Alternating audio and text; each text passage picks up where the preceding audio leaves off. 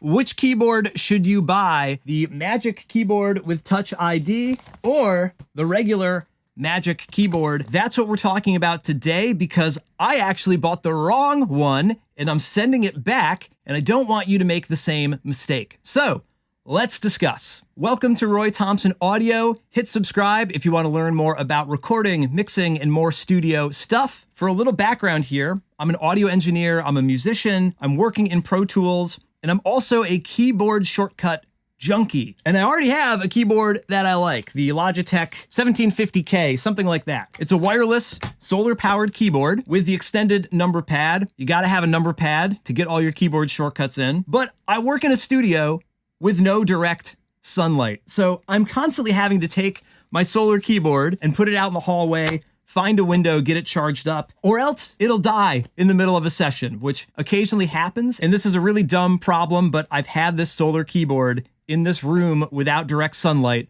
for years, and I finally decided I'm gonna upgrade to a wired keyboard, or at least a rechargeable keyboard. And Apple sells a bunch of those. And I've got both of them right here. They can either be wired or wireless, they're rechargeable. They may look pretty darn similar, but there are some key differences of to why I'm sending one of them back. Before I ordered either of them, I did a little bit of research, and the main difference is one has Touch ID, one doesn't. And I figured I would want the Touch ID feature in the future. I've got that on my home laptop, and it's really handy. It's a little bit more expensive. The Touch ID keyboard is $180, without is $130. They're not cheap keyboards, but I went with the Touch ID keyboard, and I immediately hated it. That's the one I'm sending back, and it's because of this one little button in the corner here. You'll notice there's 4 buttons in the bottom corner, your 3 modifier keys and 1 function key. But if you look at most other keyboards, especially the non-Touch ID, there are just the 3 modifier keys. They're big and fat here. And if we put these side by side, you can see the size difference between those keys and how much real estate you're losing with those shortcuts. And replacing the control key right in the corner with a function key,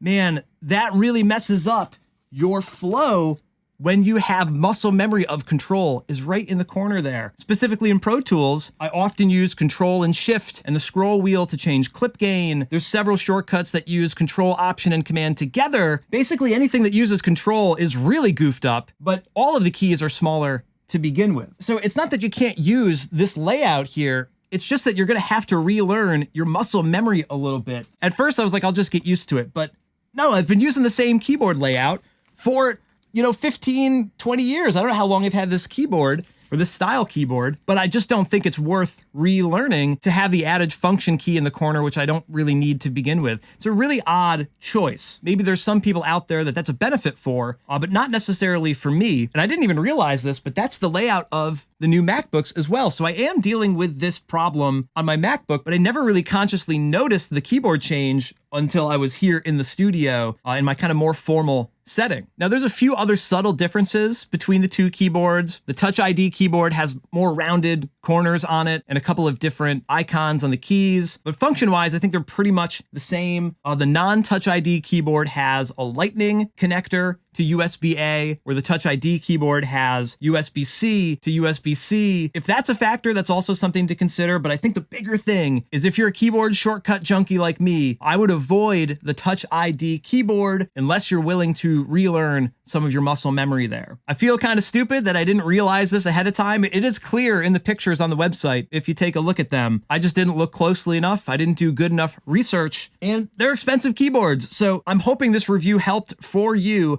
But if you do know of some better options out there, some more affordable options, drop them in the comments below. You might help somebody else out. So not a recording or a mixing tip today, but keyboards are still pretty important studio gear, easily overlooked as shown by today's review. Thank you for watching Roy Thompson Audio. I hope this helped, and I'll see you next time.